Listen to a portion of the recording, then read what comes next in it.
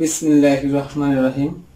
আসসালামু আলাইকুম ওয়া রাহমাতুল্লাহি ওয়া বারাকাতুহু। আমি হাকিম মোহাম্মদ আশরাফুল আলম, নাহার ডক্টর চেম্বারের পক্ষ থেকে সবাইকে স্বাগতম। আজকের আলোচনা করোনা ভাইরাস কি এবং তা প্রতিরোধ করার উপায় নিয়ে।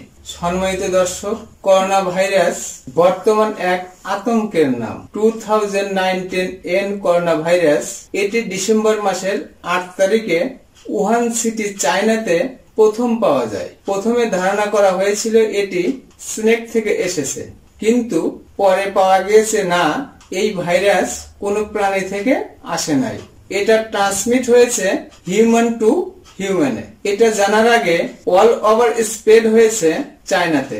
বর্তমানে চায়নাতে এমন কোন প্রভিন্স নেই যেখানে করোনা ভাইরাস নেই। নাও নট অনলি চায়না, বর্তমানে জাপান, ফিলিপাইন, ভারত ও কোরিয়া সহ বেশ 5 থেকে 7টি দেশে অ্যাটাক করেছে। তবে বিশ্বের বিভিন্ন দেশে ছড়িয়ে পড়ার সম্ভাবনা রয়েছে। বিশ্ব স্বাস্থ্য সংস্থা অলরেডি এমার্জেন্সি জারি করেছে।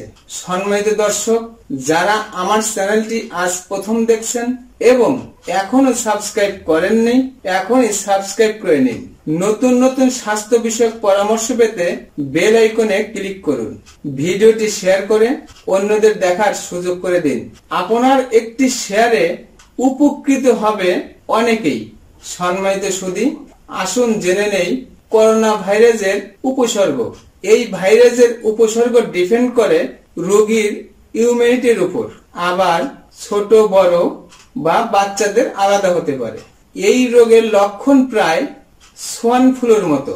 প্রাথমিক পর্যায়ে এই ভাইরাসের উপসর্গ বোঝা বেশ কঠিন, তবে হাসি, কাশি, সর্দি হবে, শ্বাসকষ্ট এবং প্রবল জ্বর হতে পারে, মাথা ব্যথা বা মাসল পেইন হতে পারে। পরীক্ষা নিরীক্ষা।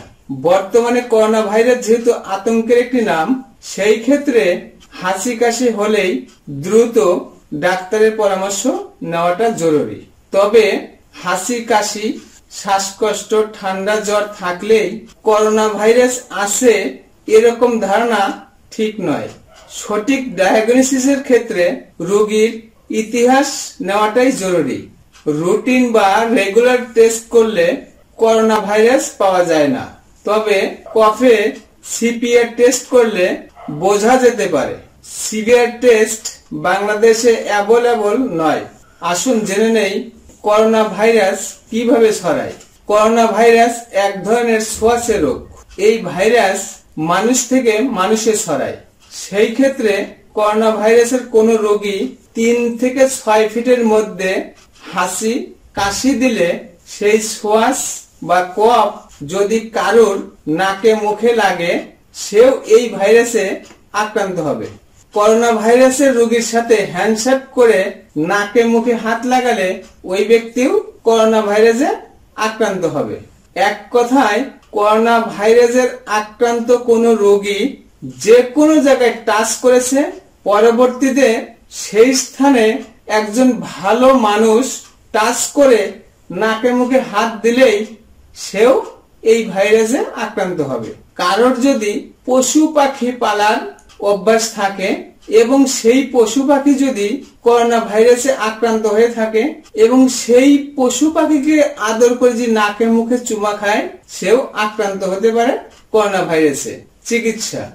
সম্মানিত সুধী, করোনা ভাইরাস সহ 99% ভাইরাসের প্রপারলি কোনো ট্রিটমেন্ট নেই। সাপোর্টিং হিসাবে সিমটমের উপরে চিকিৎসা দেওয়া হয়। তবে যে কোনো ভাইরাসের ক্ষেত্রে চিকিৎসার চেয়ে প্রতিরোধ করাটাই সর্বোত্তম। আসুন প্রথমত করোনা ভাইরাস প্রতিরোধ করতে আক্রান্ত ব্যক্তি থেকে দূরে থাকি। হতে পারে রোগী আমার খুব ঘনিষ্ঠ এবং আপন, কিন্তু তার শরীরে থাকা ভাইরাস এবং রোগ আমার আপন নহে। অযথা হাত দিয়ে নাক মোছা থেকে বিরত থাকি। সব সময় পরিষ্কার পরিচ্ছন্ন থাকুন। কোন জিনিস ধরার পরে বা টাচ করার পরে সাবান দিয়ে ভালো করে হাত ধুয়ে নিন। হাসি কাশির সময় টিস্যু ব্যবহার করুন। ব্যবহৃত টিস্যু যে কোনো জায়গায় না ফেলে অবশ্যই ডাস্টবিনে ফেলুন। সর্বোপরি নিজেকে সাবধান রাখাটাই সর্বোত্তম। দ্বিতীয়ত, রোগমুক্ত জীবন গড়তে এবং শরীরে রোগ প্রতিরোধ ক্ষমতা বাড়াতে 1 চা চামচ সফুপ আওলা প্লাস 1 কাপ পানিতে মিশিয়ে প্রতিদিন সকালে খালি পেটে খাবেন। সফুপ আওলা প্লাস সেবনে রোগ প্রতিরোধ ক্ষমতা বৃদ্ধি করে, ফলে যে কোনো ভাইরাস সহজে আক্রান্ত করতে পারে না। সম্মানিত সুধী, আপনাদের জীবন আনন্দময় করে তুলতে এবং নতুন নতুন স্বাস্থ্য বিষয়ক পরামর্শ পেতে আমার চ্যানেলটি সাবস্ক্রাইব করুন। ভিডিওটি শেয়ার করে অন্যদের দেখার সুযোগ করে দিন। আমার কথাগুলো কোথাও বুঝতে অসুবিধা হলে বা বিস্তারিত জানতে কমেন্ট করুন। সম্মানিত দর্শক, শরীরে কোনো রোগের উপসর্গ দেখা দিলে কাল বিলম্ব না করে একজন অভিজ্ঞ চিকিৎসকের পরামর্শ নেওয়ার আহ্বান জানিয়ে আজ বিদায় নিচ্ছি। আবারও দেখা হবে নতুন কোনো বিষয় নিয়ে। ততক্ষণ মহান আল্লাহ তাআলা আপনাদের আমাদের সবাইকে সুস্থ রাখুন, ভালো রাখুন। আসসালামু আলাইকুম ওয়া রাহমাতুল্লাহি ওয়া বারাকাতুহু।